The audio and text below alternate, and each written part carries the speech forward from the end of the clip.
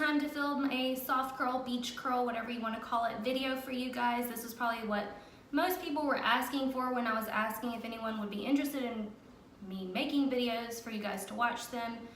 My hair is super long, so it looks very beachy on my hair, but if you have shorter hair, this is, like, it's going to look softer. Do you see? Like, yeah.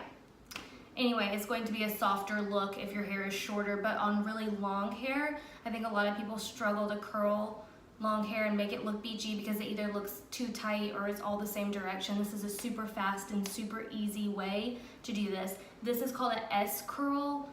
It's different than a traditional C curl, so I'm going to do a voiceover on the video so you can really understand what I'm doing to make it different. This took me from beginning to end 12 minutes. So if you have shorter hair or thinner hair, this is a super fast, super cute way to curl your hair, and for me it holds a lot better than a traditional C curl, which is when you put the clamp on and then twist it around a barrel. I used a 1-inch Marcel iron, which a lot of people probably don't know what that is. You can use a regular clamp iron. I would do a little smaller than you do for a traditional C curl, or you can even do a wand. I used this as a wand, so use what you have. It might be a little bit different, but it will still work. If you have any questions at all, leave a comment or reach out to me privately and I'll answer the best I can.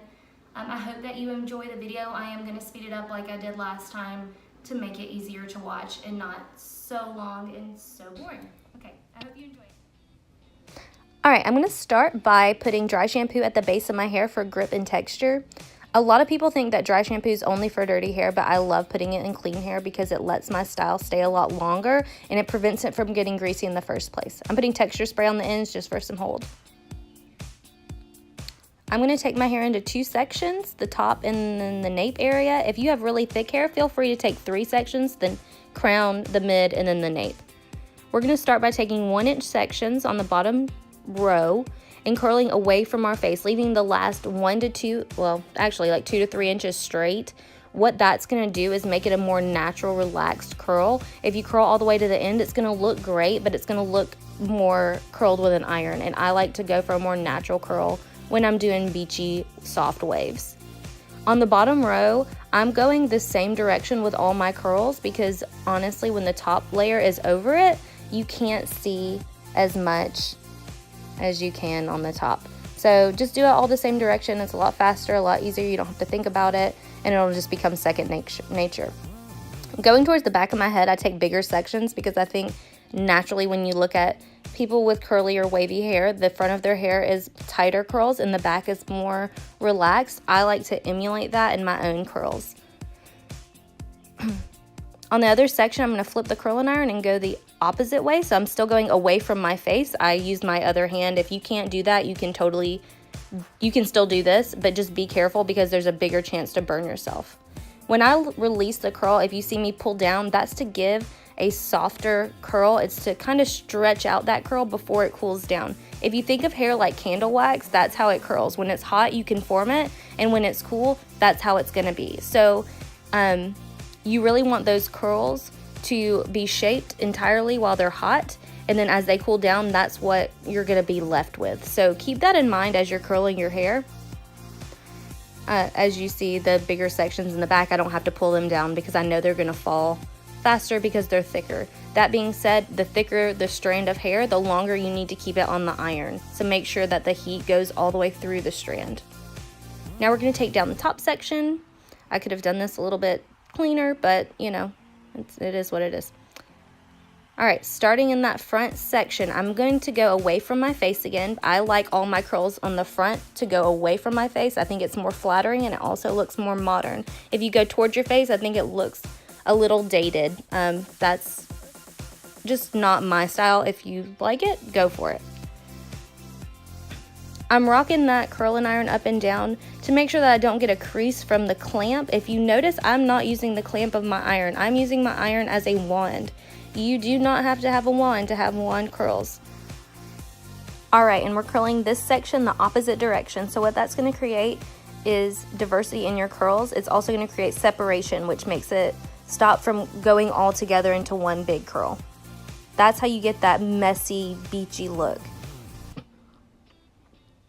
On this one, we're gonna go the opposite direction. So if you alternate your curl pattern on the top level, that's what's gonna make the real messy, beachy, easy look.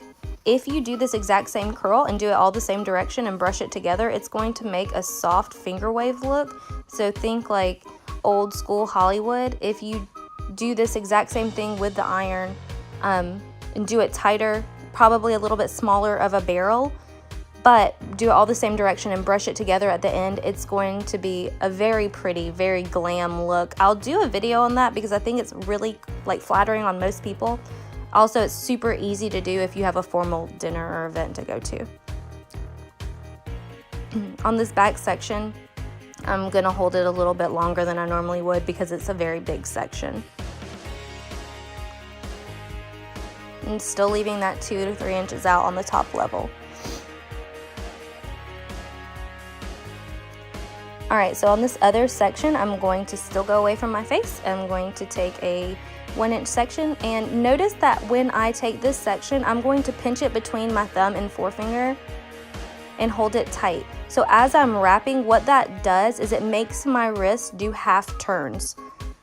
Just naturally, as you would spin it, your wrist is going to take half turns. What that does is spiral the hair as it's going around the iron, and that's what creates this S wave.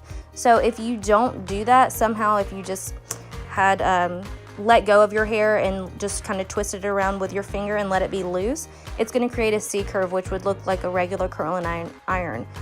The way this looks different is keeping that hair pinched, and as you rotate it around, it is giving your hair, it's essentially spinning it twice. It's going front to back, and it's also spinning like in a circle. I don't know how to explain that. That sounds so confusing, but I promise if you just do it and pinch the hair as you're twisting it, it will probably go exactly what I'm telling you. If it doesn't, reach out to me and I will do a slower close-up video to explain it, but it's kind of one of those things you just have to do it to figure it out.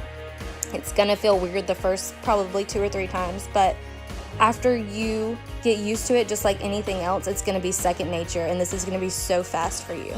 Really important, do not brush your curls or put your fingers through your curls before your hair is cooled. It used to drive me crazy when I was working behind the chair and I would curl someone's hair and they were brushing it out before their hair was cooled. That will make your curls fall in less than an hour. Let them cool, put hairspray on them, then brush them out after they are cool to the touch. That's going to give your hair a lot of hold. Okay, I hope that was helpful. If you guys couldn't see anything I was doing because my lighting is not great right now, let me know and I'll try to edit it to make it better, or I'll just refilm a short thing to add on to this. Like I said, I don't know what I'm doing right now with editing. My camera doesn't have a big enough memory card right now, so I have one ordered, and then I'm working on getting better lighting. So right now I'm using my window, which is why we're in the middle of my house. You just have to do with what you can, you know. Anyway, I'm glad I took the time to film these videos because I am a procrastinator by nature, so if I didn't do these right now, then who knows when I would have actually done them. I am interested in what you guys want to see next. I can do braids, I can do different curls. I am going to do at least 2 more curl videos that I know of, one with a flat iron and one with a traditional C curl, so you can see the difference and what works for some hair doesn't work for other hair. Like I said, my hair is heavy and flat, so I need something that's going to hold all day, at least a few hours, because if I do it with a regular curling iron, it looks really pretty in the moment, but it does not hold. So if you guys have any questions or if you want to reach out to me with your particular hair type, I'll try to help you through a message or whatever with what I would do with your hair if I was working behind the chair, which obviously you guys know that I'm not doing right now. So this has been really fun for me. I hope that you guys enjoy it because I would like to continue to make these. If you have any specific style that you want to see, just let me know. I'll do the best I can to get to everybody. I know a lot of people don't like to leave comments on videos, so you can private message me, whatever. I really appreciate you guys asking me to make these and taking the time to watch them. I know there's a million things you could be doing right now, but I really do appreciate all the support that I've gotten to do these, and hopefully I will see you again. Thanks, bye.